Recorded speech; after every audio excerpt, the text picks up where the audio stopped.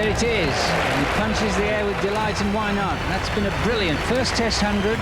Brilliant. Well, turn the head. Viv had no idea where it was going, but Steve Waugh is pretty sure that it would have hit the stumps. Seems to be some sort of discussion going on there as well, but we haven't seen too many of this sort of delivery, and they're exchanging a few words out there, batsman and bowler. It's just shows you how serious these two are. That's out. Oh, he's dropped it. He dropped it. I don't believe it. That's unbelievable. He was throwing it up. He thought he had it. It was a little lollipop. Fantastic stuff. Steve Waugh, it's the last ball of the day before he gets 100. You couldn't have written a script for this day's cricket. Have a listen to this lot. Steve, 168 Tests for Australia, the same baggy cap throughout. Is that correct? It is, yeah. Tell me about it. There's probably a couple of Test matches there. I actually forgot it. I misplaced it at one stage, so I used another cap for a couple of Test matches, but it is my original one from day one. Went right through to 168 Test matches, and I always said actually that the kangaroo and the emu on the crest, whenever they started to fade out, maybe it was time for me to go. And when I finished, you could just see the outline of the kangaroo, so I knew it was time to go. But it was special for me to wear that cap. All the imperfections to me were like a badge of honour. It sort of detailed my whole career. It was with me through every good time and bad time, and it's my most treasured possession. Sir Donald Bradman, tell me about the impact he had on your career. I think anyone who plays cricket for Australia, Sir Donald Bradman is, the top of the tree, the absolute pinnacle of what it means to play for your country and play for Australia. His name is synonymous with being the best of all time. 99.94 average, just unthinkable. And I met him on a couple of occasions. Really enjoyed his company. Even shortly before he passed away, he had a very sharp mind. He was open to the fact that one-day cricket was pretty good for the game, where a lot of other people were saying it wasn't good for the game. He could see how it was going to take the game to different levels. So Sir Donald Bradman, when you think cricket, I think Sir Donald Bradman. Your first Test 100, Test number 27, 1989 in Leeds. There it is. He punches the air with delight, and why not? That's been a brilliant first Test 100. Brilliant. And your Test average up till then was about 30. Oh, I've erased all those memories. I can't remember those ones. But look, it's all part of being a professional sports person. I came into the side in 1985 as a young kid. I only played probably 10 first-class games. We'd lost 16 players to the Rebel Tour of South Africa. Lily Marsh Chapel retired, so we lost 19 players out of 6 teams. I was a young kid on the block, scored a couple of centuries, took a few wickets, and all of a sudden I was in the Australian side. I didn't really have the mechanisms to cope with the pressure. I'd never been interviewed before in front of a camera. I knew 2 of the players in the Australian team when I went to my first Test match.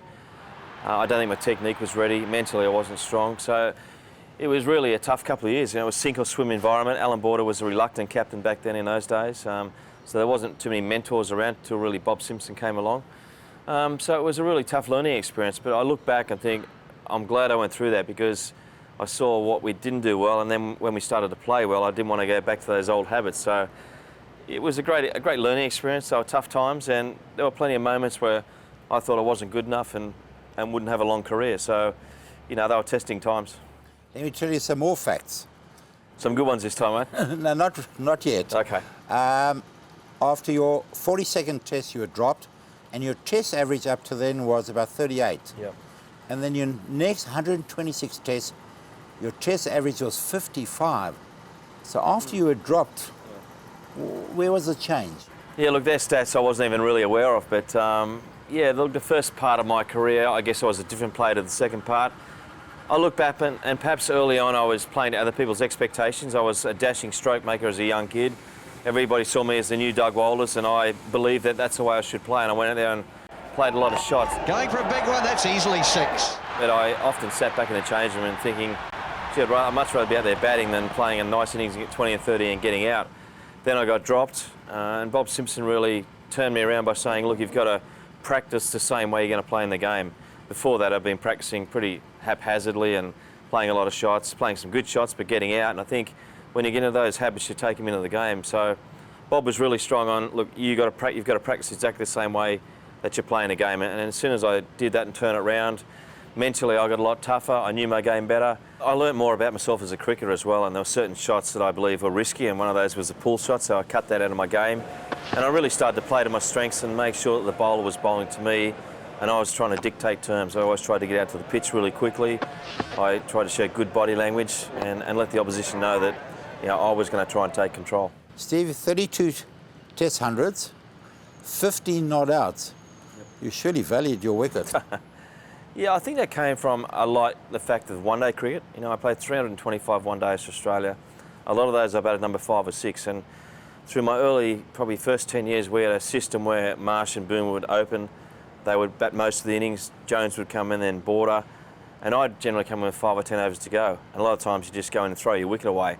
And look, I was a little bit frustrated at that, but I knew it was right for the team. It was our plan, so that was fine. So when it came to Test match cricket, I think I almost doubly valued my wicket, because one-day cricket, I didn't have much of a chance.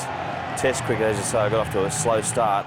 So once I got in, it was going to be hard to get me out. I wanted to keep batting and batting because, you know, I loved batting for Australia, and I just thought, I've got to make the most of this opportunity. 100 for Steve Waugh. Up goes the hands, he punches the air. It's an outstanding performance by the Australian captain. Steve, 57 tests as captain of Australia. Your percentage test wins is 72%. That is the highest in the history of Test cricket. Yeah. Bradman's number 2, Ricky Ponting's number 3. Tell me about the greatness of that team. Yeah, look, I was fortunate. We had a really talented team, and we enjoyed each other's company, which was crucial. We enjoyed each other's success. The hard part, I guess, in a team like that with so many talented players is that all the bowlers want to take 5 wickets, all the batsmen want to score hundreds, and they all want to be, I guess, man of the match. So you've got to try and, you know, I guess, manage the personalities. But from a captaining point of view, I just let the guys have their freedom and express themselves, and we tried to disorientate the opposition by playing with such amazing pressure that yeah, we almost put the opposition off because we're playing at such speed. Oh yes, what a throw! What a throw! Brilliant fielding, these Australians. We try and score runs quickly. Oh, he's got that away. Short outside off stump, and well, the pulses started beating again. We'd have attacking fields. We're imposing in our body language, so it was almost all-encompassing. But as a captain, you know, it was great to have McGrath and Warren. They're obviously 2 bowlers in one. They could keep it tight. They could take wickets. And then people like Gillespie and Lee. Now that's out. So that is not the start that Pakistan needed. And this is a fantastic start for the Australian quick bowler. Oh, he's done it. Lee's done it again. Unbelievable. Flintoff's bowled out. Well, what a start for Brett Lee, and he's come back over. Stuart McGill, who are quality bowlers as well. They were the backup. And we had other people like Caswich and Bickle and Rifle and Fleming. So it was a really quality attack. And to win Test matches, you've got to take 20 wickets. So that was a great weapon we had. Batting-wise, I just let the guys play their game. I think there wasn't too many restrictions. I mean, if Matthew Hayden wanted to try and hit the first ball for 6, we'd encourage that as long as he was backing himself. So I guess there was a philosophy of you know, just backing yourself, being aggressive, but also remembering that you were part of a team and the team always came first. Steve, you never won a Test series in India. 2001, first Test in Mumbai, you win. You go to Calcutta, you asked him to follow on. What happened thereafter? I guess the background of that Test match was we'd won the previous 16, so we'd bowled teams out 32 times in a row. We bowled India out the first innings, so 33 times in a row we'd bowled the opposition out pretty cheaply. We'd beaten India in the previous 5 tests we'd played against them. They were 274 runs behind. I just thought, let's go for the throat. That's the Australian way. That's the way we've played our cricket. And we had them 3 for 100. We had Tendulkar out, so they were still 160 behind with Tendulkar out. In the second innings, we were pretty much celebrating as we came to the ground on the 4th morning, you know, getting ready for a celebration later on. But such is the nature of Test cricket and the beauty of the game that a partnership just completely changed the complexity of that game in the series. And I put it down to, you know, brilliant batting. And there's the double 100 for VVS Laxman.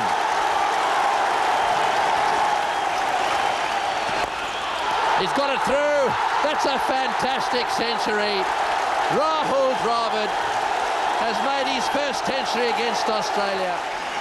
He's on strike. Will he become the 6th to score 250? He will. 250. VVS Laxman He's going through these milestones one by one. At the end of the day, we lost the series. I wasn't one bit disappointed. Not for 1 second was I disappointed, because we took India on in their own background. We played aggressive cricket and we came within a whisker of beating them, and not many sides have done that before. So a lot of people ask me, do you regret it? No, I don't regret it. We just didn't implement our skills well enough, and we should have saved the test match. We lost 6 wickets batting in the last session on day 5, which we shouldn't have done. And it's a big shout, and he's out! First ball, first innings, first ball, second innings. That's in his back leg. What will the umpire do? Giving him out! The umpire has given him out. Matthew Hayden can't believe it. Wrapped on the pads, yeah, the finger has gone up. He didn't pick up the googly. Oh, he's patted that. Oh, he's given him! He's given him! Umpire Bansal's given him. That's the end of the test match. India have won. India have won in dramatic style. Well, what a victory. The third team in 1,535 test matches to win a test after following on. Steve, in your early days, you displayed BMT big match temperament. The 1987 World Cup final, the penultimate over, they need 19 runs, you're given the ball, 2 runs, 1 wicket, Philip de Freitas. Can you recall in 2001, I had a brief chat with you at the Adelaide Oval, the first test match against South Africa, and I saw Ian Healy on the ground. I had a chat to him about you. Okay. And he said to me, Ollie, put Steve in a charity game, good wicket, 200 for 1, send him out to bat, he's no good. He needs that adrenaline to get him going. Yeah. Look, he's pretty right. I think as you get older and you play a lot of cricket, Ian's probably the same, that you almost need a different motivation to do well. And I think the latter half of my career, I really got excited about the tough situations and the real challenging times. The ground, every man in person stands to their feet or stood on what possibly, and I'm only saying possibly, could be Steve Waugh's last appearance at the SCG as captain of Australia, and that'll be some emotional moment for him. The whole of the SCG on its feet. Special reception, Walt. Every person in this crowd up and applauding the Australian captain. He has to just gather himself for a minute or two, and it's probably just as well that he's not on strike, because Australia are in a spot of bother here. I played a lot of cricket, and I wanted to see really how good I was in those tough situations, so I think the adrenaline rush was overcoming the odds and doing something that other people thought was really hard to do. And once you make that breakthrough and do it once or twice, you get amazing confidence and you think you can do it all the time. There's 50. What a moment. Up goes the bat, and out of the seats come the crowd. This is amazing stuff from the Australian captain under the most intense pressure coming into this game. Was it going to be his last test at the SCG? Was it going to be his last test of all time? That could be it. I reckon it is. It's all the way. Steve Waugh goes to 69, but that takes him to 10,000 test runs. Mark Waugh there, his brother, the right screen, standing and applauding. And Alan Border likewise.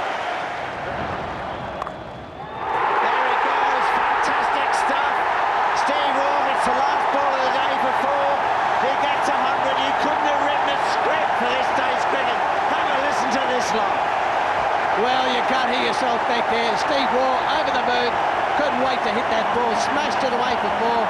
Immediately threw his arms in the air, and so did the 50,000 odd people here at the Sydney Cricket Ground here. Magnificent innings there from Steve Waugh. Everyone's abuzz. All stand for Steve Waugh as he walks up. Sensational innings there. Handshake from Andy Caddick. Everybody rising to this occasion. Steve Waugh, really a big day for him. His 29th Test match 100. He's equal to Donald Bradman now, Stephen Waugh, in his 156th Test match. It's his 10th century against England and his 3rd here at home at the SCG. it's much the same as a team or a batsman trying to score his first 100. Trying to get that's really hard, but once you do it, you think, hey, this is not as hard as it should be, or I thought it was, and all of a sudden it becomes easy. So I did need that adrenaline rush towards the end of my career, and sometimes that was picking a bit of a fight or a confrontation with a player. I know Brian Lara used to do that pretty regularly. Javed Miandad did a lot in his career. So you find out what motivates you, and for me it was that one-on-one competition towards the end. Steve, the Australians started the policy of 2 national captains for different formats of the game.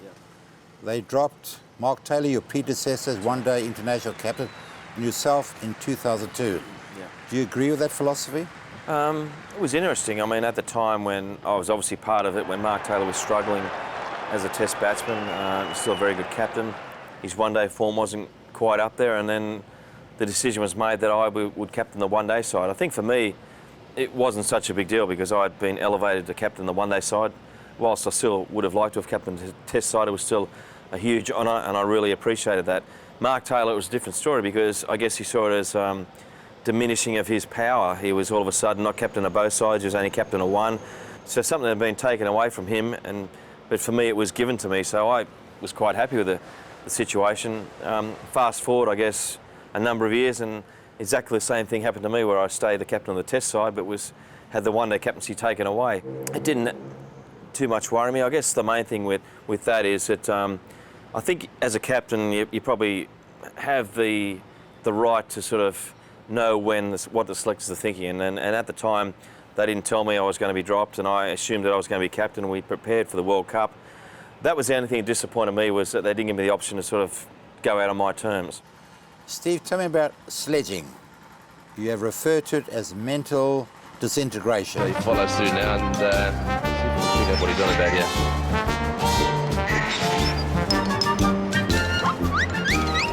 What McGrath is trying to do is try and break his concentration. Sachin Tendulkar. That's why he's a great player, because this doesn't disturb him really. I don't know what sledging is, man. I've never heard of it before. We get asked that question quite a bit from Australia, but look, the way we're brought up in Australia, in the backyard, it's always banter, we're always at each other. Even when you're with your brothers, you're always playing it tough and having a word, and it's in our nature. I think I don't like it when people have abuse one-on-one. That's definitely not part of the game, and you know, if that happens, that's wrong. I think Australians, we always enjoyed a bit of talk. It was mainly amongst each other. Maybe it was getting in the head of a batsman. I mean, I'll give you an example of probably the way we used to do it. And you know, the big screens around the ground, Nasser Hussain might be batting. With Nas, he had a technique where he sort of squared up a bit. We'd watch the replay amongst each other. We might start actually commenting on the replay and saying, gee, he's had that problem for a while. He keeps squaring up, doesn't he? And then he'd play and miss another one up on the screen, and we'd say, look, Nas, you probably should get front foot down the pitch a bit. So, and you can see the steam coming out of his ears. I mean, that was sort of more the way we operated. We like to have a bit of fun, a bit of banter, and we really enjoyed playing South Africa. I think they play a similar brand of cricket, tough, fair. I don't believe we crossed over the line. I think most players who played against us enjoyed. It was a real test. It was not only a test of your technical ability, you know, mentally it was a challenge, emotionally it was a challenge, and that's why you play at the top level. But you know, it's part of our game, it's part of our culture. It's, you know, we like to have a chat in the middle, we like to have a bit of talk. As long as it doesn't go over that line and become personal, that's when it's not acceptable. Steve, taking on the West Indies, 1988-89, first Test match, Brisbane. Yeah. Viv Richards, the great batsman, comes out of bat. You give him the ball. Now, Steve, you're a medium pacer. I was a bit quicker than that, yeah. No. And you bowl 3 consecutive bounces to him. Sure. And he's got in his back pocket Patrick Patterson, Malcolm Marshall, yeah. Curtly Ambrose, and Walsh. Sure. Well, I knew that they weren't going to bowl any quicker to me than they already were. It was a line in the sand, really. I mean, I'd been just part of the Australian side for a couple of years, but I was a little bit frustrated that our team meetings were all about, let's try and compete. You know, let's see if we can match it with these guys. We never actually talked about beating these guys, and I think our fast bowlers were intimidated by their bowlers, and consequently we'd never bowl any short stuff to their tail enders. But as soon as we came out to bat, we were going to cop it. So I just thought, enough is enough. Someone's got to take a stand here, and it wasn't even that premeditated. But as I walked back to the mark, I thought, okay, now's the moment. Viv's in. You know, he's the head of the team. the most respected probably cricketer in the world. He's the king of cool. I'll try and ruffle a few feathers, and I bowled the first bumper, and it was a good bumper, and it sort of, you know, you could see him get up, and he thought, oh, yeah, you could see Viv enjoyed it. As I walked back to the mark again, I thought, let's try another one. You know, that was a bit of fun. Bowled another one, and he got up, and I could see Viv, he was starting to bristle a bit this time. And again, I walked back to my mark, and I thought, well, okay, we may as well go all the way now, and let's bowl another one. So I bowled the third one, and that's when I could see Viv go, right, okay, now it's on. And I knew I'd really, you know, I'd smashed open a hornet's nest. A wry smile from Richards. It was liberating. You know, I didn't want to back down to these guys. I thought, look, they're going to give it to me anyway. It's our turn to get back in their face and show them we're in a battle. And, you know, I think a couple of balls later, I actually bowled a slow ball, and which Viv ducked into and hit him on the full. And oh, that must be very close. I still think it was out today. It was given not out, but that was more of a highlight that I'd actually ruffled the great Viv Richards up, and when I bowled the slow ball, he didn't even pick it. Viv had no idea where it was going, but Steve Waugh is pretty sure that it would have hit the stumps. I knew I'd sort of gotten under the skin a bit.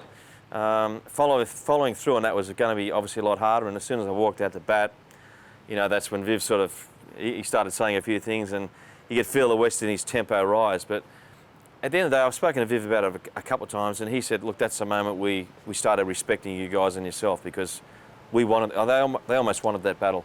Would you like to hear what the legendary Bill O'Reilly said about that over? Yeah, it'd be nice. I mean, Bill was a great supporter of mine. The most significant incident of the Brisbane Test was a salutation young Steve Waugh served up in the form of 3 consecutive bounces to visiting captain Viv Richards. I took it immediately as an uncompromising message to the opposing skipper that Waugh was sick to death of the bouncer policy that the West Indies had for so long adopted as their standard method of attack. Look, it's a very perceptive piece of writing. I mean, Bill was a big fan of mine, but he's pretty much spot on. I mean, I had enough of it. Not so much the bouncer policy, but the fact that we'd sort of backed down a bit, and we weren't really in the contest. And I thought, this goes against my grain, my nature. I love being in a contest. Just because it's West Indies doesn't mean I should play differently. So for me, it was almost an awakening of my cricketing self as well, that I started to believe in myself after that moment. It doesn't end there. 1995, in the Caribbean, the third Test match, Trinidad. They say the pitch is so green you can't distinguish it from the outfield. Put you in, 14 for 3, you go in, you face the music. Yeah. Curtly Ambrose bowls you a bouncer. He walks down the track, he looks at you, he glares at you, you glare back at him. What happens thereafter? What if Stephen said, well bowled? Well, Ali, yeah. Do you want the truth, the whole truth? Absolutely. There's probably kids out there watching women, so I better not go too far. But look, it was interesting because, again, it was a significant moment in my career and in cricket in Australia. But a bit of a background going into that Test match. In the first Test match in Barbados, I'd caught Brian Lara in the gully, and it bobbled up a few times. So I went on the ground, bounced up off my wrist, and I caught it. He's gone, I think, at the 3rd attempt. Again, it's the bounce here that Brian Lara is unable to get on top of that shot. Right to Steve Waugh, bounces out once, he grabs at it again. Finally, well, I can see now why Brian Lara looked behind him. He wasn't too sure if that ball had actually touched the ground. And there was quite a bit of controversy around that. The commentary teams over there said it wasn't a catch, and you know, I cheated Brian Lara out, which I was pretty disappointed about. I still believe I caught it, but nevertheless, there was a lot of conjecture about that. So the Test match you're referring to is in Trinidad, which is Brian Lara's hometown.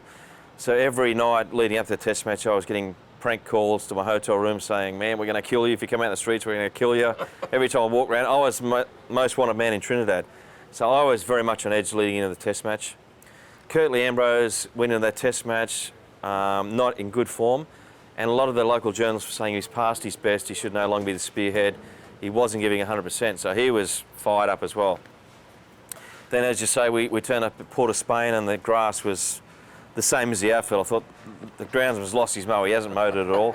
It was moist. It was so challenging to bat on. As you say, next minute we're 3 for 14. I'm up against Ambrose, and he was unplayable. I mean, I couldn't lay bat on him. He was just too good for anyone. And he kept, as you say, coming down the wicket, stopping, having a stare, and I thought, that's okay. And then he just kept doing it. I couldn't lay about on him. Finally, I just sort of snapped. I thought, you know, why is this guy sort of standing in front of me? He's very intimidating presence as it is. He's 6'7". You know, he's got those lips that sort of stand out, and he's, you know, he doesn't say anything. He's just a really intimidating presence. And I just sort of snapped and said, you know, what the so-and-so are you looking at? You could probably fill a word in. And he didn't like that obviously too much, and he said, don't say that to me, basically. And then I said another few words to him. That's when he moved in. I thought, I'm in real trouble here. I mean, this is Curtly Ambrose. He's 6'8". He could probably squash me in 2 seconds if he wants to, but I know there's a lot of people watching. I can't back down and pretend I'm a coward. I've got to stand there. They're exchanging a few words out there, batsman and bowler. It's just shows you how serious these two are. I think I was pretending I was tough. Deep down, I was a bit worried, and thankfully Richie Richardson came in and dragged Curtly away. I guess we look back now, and we saw Curtly, I think, has a bit of a laugh about it. I have a laugh about it. I have great respect for him. He's the best player I've played against. He got you 11 times. Yeah, he was, you know, he was unbelievable. He was just a fantastic bowler and just a quality cricketer who was, you know, first ball to last was always the same. He was always at you. If you bowled a short ball, it was at your head. And the most intimidating thing about him was he never said a word. You know, that is the best form of sledging if you want to try and scare or worry a batsman, is just someone staring at you and being in your face and not saying a word. And I never knew whether he was trying to get me out or trying to physically hurt me, and that's probably the most fear a batsman can have. But you got 63 not out of 128. Yeah. Was that your best ever knock? It was definitely up there. I never know what the moral of that story was, because Ambrose got 5 for 60 and I got 60 odd now, so I don't know who won and whether there was a point to the whole confrontation, but it was definitely up there with the most satisfying innings, because it was the hardest conditions I'd faced at international level. It was probably back to probably 1920s, 30s pitch where it was uncovered. It was almost like playing on an uncovered wicket, and it was trampoline bounce, and they were the best team in the world, so it was so satisfying to score runs against Ambrose in those conditions. The fourth test match in Jamaica, you scored double 100. Yeah. You won the series. And a lot of people worldwide said that that was a defining moment where the power of world cricket moved from West Indies to Australia, and they say it was your victory over Ambrose that might have facilitated that point of view. Look, that was part of, there was something behind the scenes also. Not many people know that after the test match in Trinidad, Bob Simpson sat down with the batting group and he really gave it to us. He said, look, this is not good enough, you know. Someone's got to go and score hundreds. And we said, oh, look, Simo, look, that's a bit hard. I mean, have you noticed who we're up against and the type of wickets we're playing on? So we were basically saying, look, you know, we're trying our best, you know. And Bob was saying, no, you're better than that. And, you know, I went away from that meeting thinking, you know, that was pretty harsh, but maybe he's got a point here. So that really was in the back of my mind when I started getting runs. Remember what Simo said, someone's got to go on and get a big 100. And Mark and myself found ourselves in that situation. I think we were 3 for 70, chasing their first innings total. 1-1, the most important series of our lives. West Indies hadn't been beaten for 15 years. 15 years. We hadn't beaten them for 22 years. This was a moment we've been waiting our whole lives for, since we played in the backyard together. We'd always wanted to play Test cricket in the toughest situation against the best opposition when it mattered most. And that could go for 4. There's a long chase around for Kenny Benjamin, who's picked it up rather late. They could run 4 here.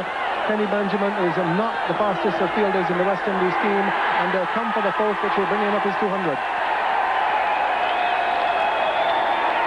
What a magnificent effort.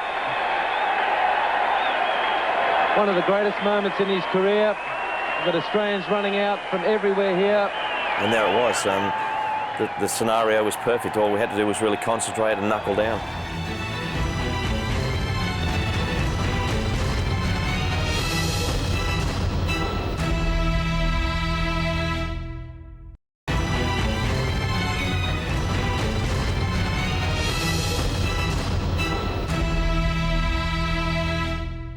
Playing against South Africa, do you know the extent of emotional trauma that you personally directed towards the South African cricket supporters? Well, I guess I've got a fair indication, because every time I see South Africa, they go, first they go, we hate you, and then they say, we actually love you. So, you know, it's that love-hate relationship. And, you know, I highly respected South Africa, and, you know, I think there's a lot of talk about South Africa choking. I don't agree with that. I never actually said South Africa choked.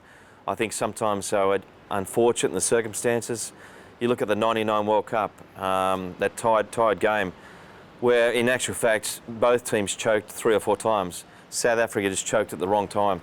You know, we'd missed opportunities leading up to that. McGrath to Klusener. Paul Rifle. Dropped it. Paul Rifle has let that go through his hands. Not off that ball. Nearly run out.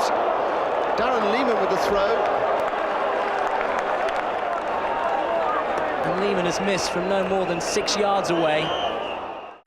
You know, it was such a close tussle and we highly respected South Africa. I think the one thing we thought we had over South Africa was that we believed we could improvise and think under pressure a bit more clearly. And we thought South Africa were a bit regimented when it got to a pressure situation, they didn't have a way out of it. So we felt when it came to the crunch that maybe we could improvise and think on our feet just a little bit better. But Steve, let's go back to the Leeds match. If you lose against South Africa, you're out the tournament. Yeah. We get 272. You got a 56. Yeah. You're in trouble. A ball comes to you. Sure. Herschel Gibbs, a little mid-wicket lob. That's out. Oh, he's dropped it. He's dropped it. I don't believe it. That's unbelievable. He was throwing it up. He thought he had it. It was a little lollipop.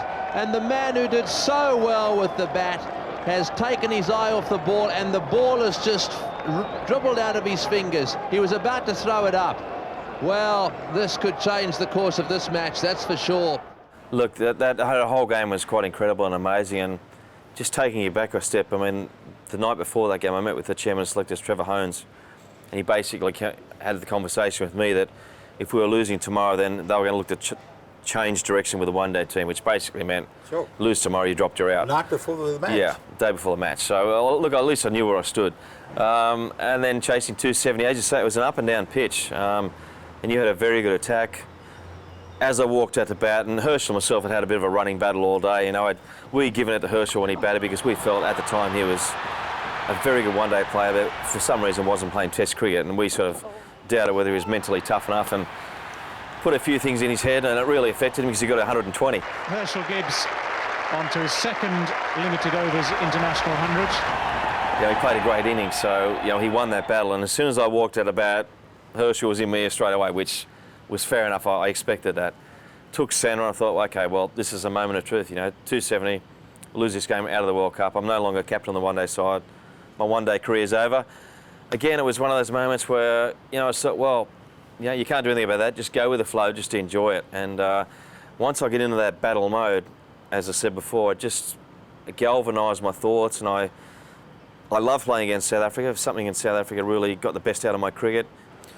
Again, a quite amazing story, which not many people believe, but the night before the game, we had the team meeting and went through both the teams, and at the end of the conclusion of the meeting, I basically said, does anyone else want to say anything before we finish the meeting up? Shane Ward came through. And Shane said, oh, look, I just wouldn't mind saying one thing. It might sound pretty silly, but if anyone hits a catch towards Herschel Gibbs tomorrow and he takes the catch, don't walk straight away because he has a habit of throwing the ball up and lair-rising around. He might drop it. Sure. And we said, oh, look, warning, go away, end the meeting, team bust, 9 o'clock in the morning. No one even thought anything more of it. And it happened. Until, of course, it happened. I mean, it's just, you know, I feel sorry for Herschel in a lot of ways. You know, he was, I guess, wrongly or rightly blamed for that World Cup loss, and I'm sure he gets asked that question probably once a week, maybe more than that. When that catch actually came to me, I didn't really, I would say the ball, I felt the ball going into my hand, but I couldn't actually feel my hand closing as I caught. Actually, you know, maybe in slow motion it looked as if I did have control, but when it actually happened, I didn't really have control over the catch. He doesn't deserve that. He was a very talented cricketer who made, you know, a mistake that was costly, but, you know, we shouldn't have to pay for it ongoing. So I'd like to say now, Herschel, it's all okay. You don't have to pay for it any longer. The semi-final, the last over, Steve. Klusener's batting in great form. 4-4. There are 4 balls left. You're tired. I was there. You bring everybody in.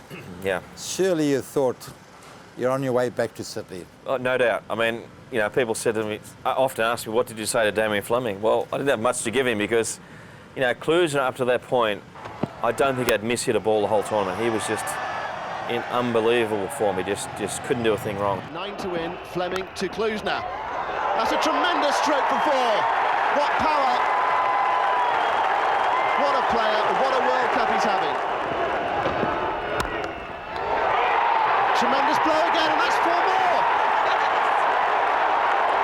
What a stroke from Klusener.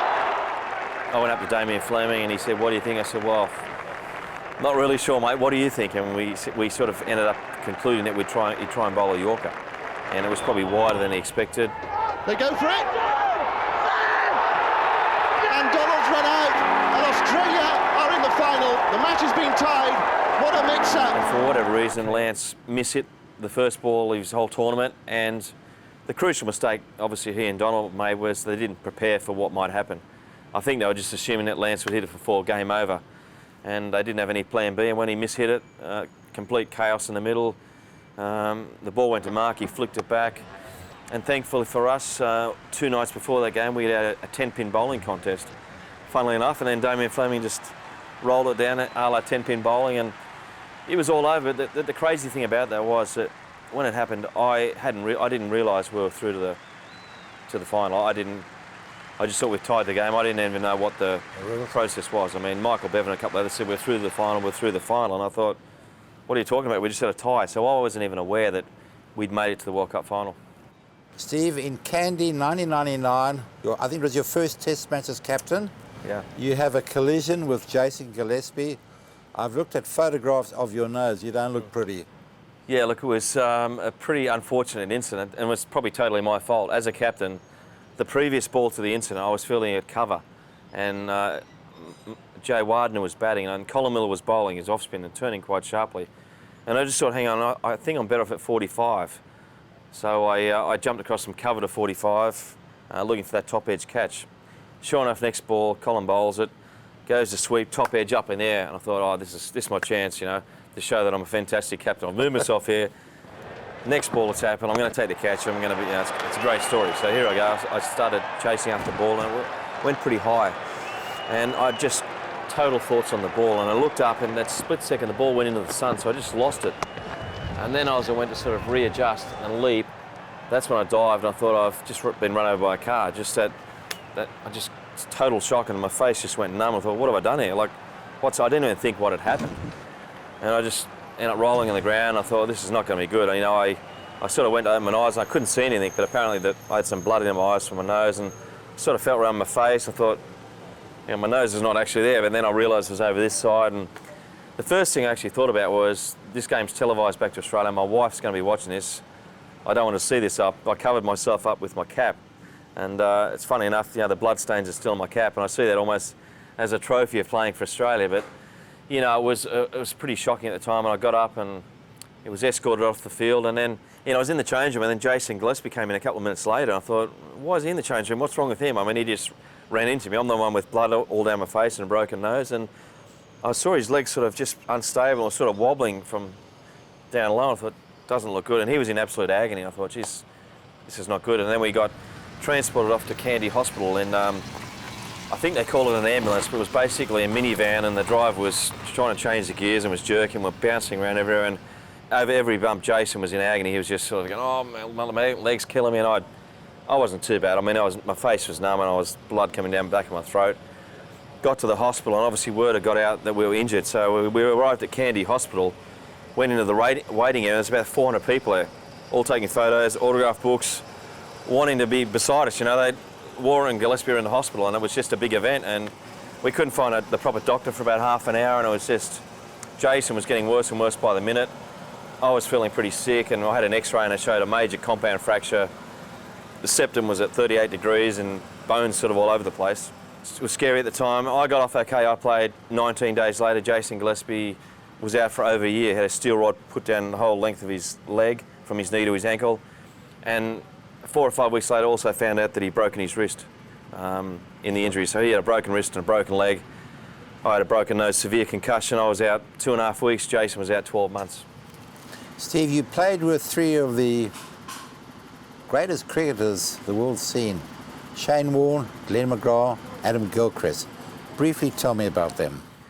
They are great cricketers, you're right, and once-in-a-generation players. But I always believe the strength of our side was that we had a really good, thorough team that covered all bases, and without great catching, McGrath and Warne wouldn't have been the same bowlers. Without aggressive batting, putting big totals on, they didn't have the luxury of bowling at big totals. So we always considered it a team game, but you're right, they were freakishly talented players. I mean, Gilchrist changed keeper batsman role forever. We had Ian Healy before that, who was a great keeper and a very good batsman. We thought, this is the pinnacle, it can't get any better. And then in walks Adam Gilchrist and really took us to the next level. I mean, he won so many test matches for us, coming in and taking the game away. Oh, he's hit that one. This is Miles. This might go out of the ground. This is a biggie. And his keeping was fantastic as well. I mean, I didn't see him drop too many or miss too many chances. Oh, he's got him. What a magnificent catch. Gilchrist off the glove. That is a gem, a classic. That's the wicket the Australians needed.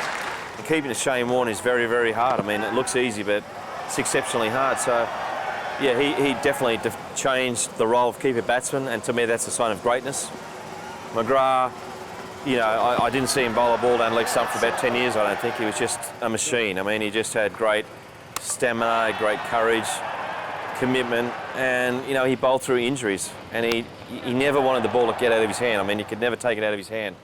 I'd always say, you know, Pidge, which was his nickname, have a rest. He'd go, no, give me one more. Next over. Okay, that'll do it. No, one more. I'm just about to get a wicket. And then he'd take a wicket, and I was buggered as a captain. You got to give him another one. Now he's taking a wicket. So he just couldn't get the ball out of his hand. Shane Warne, exactly the same. They just wanted to bowl and bowl. And Warne obviously was a freakishly talented cricketer who could turn the ball on any pitch. And he's bowled him. Neck and crop through the gate. Magnificent delivery from Shane Warne. Too good for Afzal. Outside edge, and that's it. That's the world record. Matty Hayden takes the catch. Brilliant effort. He's suddenly get a standing ovation, Shane Warne here, achieving the world record, going past Muralitharan, and in great style. Mentally got into the heads of a lot of batsmen, and they were both great bowlers because they could keep it tight, which was a skill that not many bowlers had, but they also could take wickets at any time. So to combine those both is extremely hard. So they were amazing cricketers. And Steve, you played against three of South Africa's best ever cricketers. Yep. Alan Donald, Jacques Kallis, Sean Pollock. How did you view them? As you say, all great cricketers. I mean, Pollock, you know, tremendous wrist and always good in the right spot, very good competitor. Yeah, I always thought he probably should have scored more runs. You know, he came out the bat and he made it look so easy.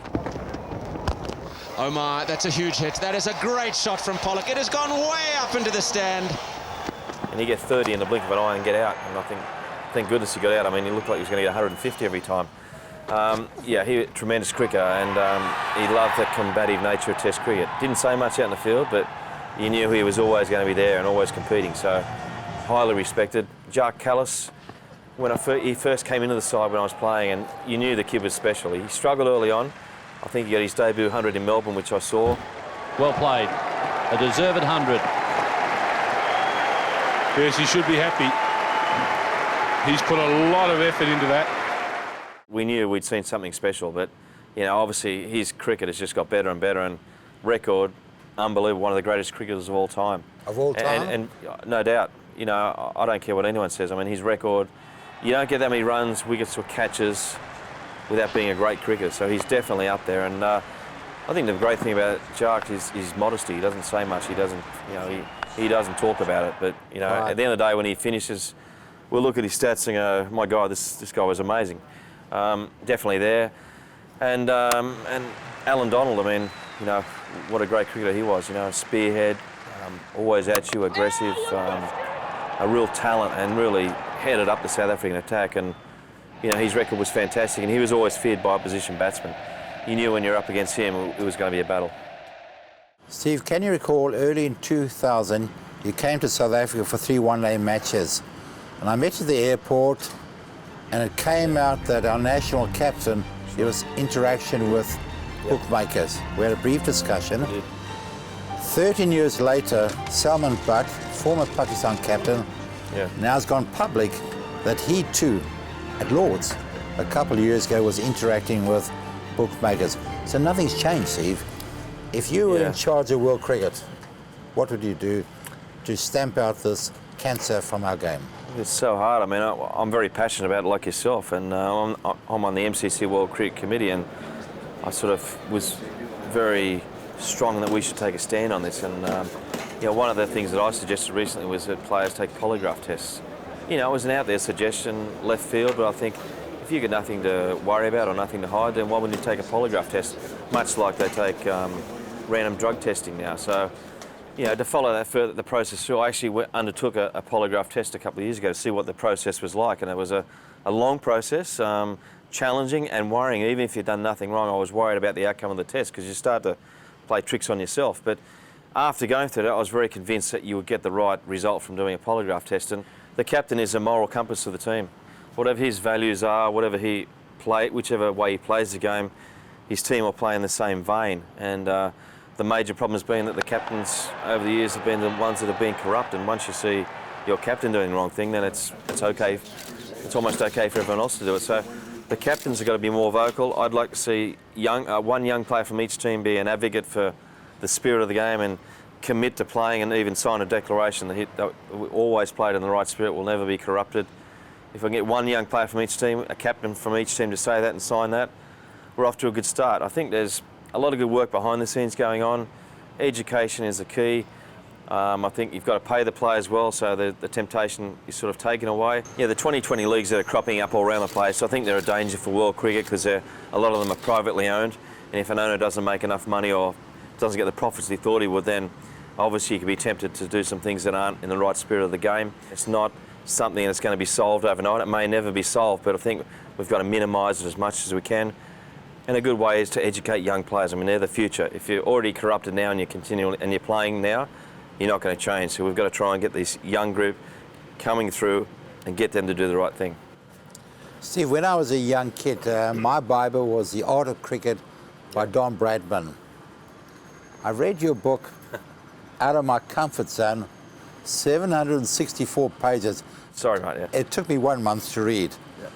But to be serious, I don't think, other than Bradman's book, I've ever read a book where there's such depth and thinking about the game of cricket. So I ask you, Steve, why aren't you involved in the administration or senior administration of world cricket, Australian cricket? Firstly, thanks. I appreciate that because I did put a lot of effort into it. I hand wrote it, and you know, I tried to be open and honest in what I was saying. But I guess now in my life, you know, I'm fully committed to my philanthropic pursuits. The Steve Waugh Foundation in Australia and India takes a lot of my time. I'm really passionate about that. I have a young family. I've got 3 kids. I want to see them grow up and see what they're doing. I'm really interested in business and entrepreneurial pursuits. I am involved with cricket behind the scenes, and one day I may get back into it. But right now, I guess I had my cricketing life for 20 years. I wanted to go out and branch out and put myself out of my comfort zone and try something different. And that was business world, charity, being entrepreneurial, which I really enjoy. But deep down, I still love cricket. And like you, I find it very almost distasteful that people say, they always doubt if someone drops a catch or something doesn't quite look right in the game. They say, well, they're taking money or it's corrupt. And I hate that people think that. So I'd love to think that cricket one day will get its image back to being clean and above board and everyone playing 100%. I think right now, you know, it's not quite there, which I'm very disappointed about. Steve, your recent book, The Meaning of Luck, tell me about it. Yeah, it was a really interesting project. I'd written 12 books before this, so I sort of knew the process pretty well. And again, like most things, I'll try and test myself, see what I'm capable of, and I've self-published this one. So right from the very beginning to the end, like selling it, distributing it, getting it printed. I have a really good team around me, but this has been a major project. And the meaning of luck, I guess it came from the fact that my wife, Lynette, had a stroke about 8 years ago, and she should have died. It was a miraculous recovery, and she calls her stroke the stroke of luck because it gave her a new perspective on life and it gave her a chance to do things differently, and she's fully recovered. So that got me thinking, you know, about the meaning of luck. You know, is there things such as luck, or is it what you make of certain situations? Are you aware of possibilities, or do you block yourself out of possibilities? And I've written a number of chapters there on people in Australian sport, like Anna Mears, who won a gold medal. It's Anna Mears winning gold, 11.348. She's upset a great rival in the Olympic final. Steve Bradbury, who won her first gold medal while the other 3 skaters fell down, and people say that was immense luck, but you go through his backstory and there was no luck to it. It was almost planned. I talk about influential people I've met, like Mother Teresa, Nelson Mandela. I wrote a chapter on him, and you know what a great person he is. I talk about some of my experiences in cricket, dropping Shane Warne. How did that affect me how did that prepare me for life after cricket? making that tough decision. Look back in the Calcutta test, which we've talked about. Was I right? Would I have done it differently? And I'd talk about my charities, the kids in my charities, my business experience, and cricket. So it was a really fun book to do, and through every chapter was that theme of, was it luck, wasn't it luck, or did it play a part? So that's how we got the title, The Meaning of Luck. Stephen, finally, throughout your career, you never lost touch with your working class background and the common man. You're regarded as one of Australia's all-time greats. It was your fighting qualities in adversity, your back to the wall, never give up approach, which made you so admired by the wider cricket-loving public. In 2004, you were named Australian of the Year in recognition of your sporting achievements and charity work. Steve, it's been my privilege to have known you these past 20 years. Likewise, thanks mate. Enjoyed it. I want to take this opportunity to thank Steve Waugh, because to all us youngsters, and I'm quite younger to him, he's been an inspiration, and we watched him all the way playing and setting great examples for us. A lot of cricketers, including me, have looked up to you for your attitude, and I wish you good luck and your family. I saw their photographs on television. All right, let's go for it then.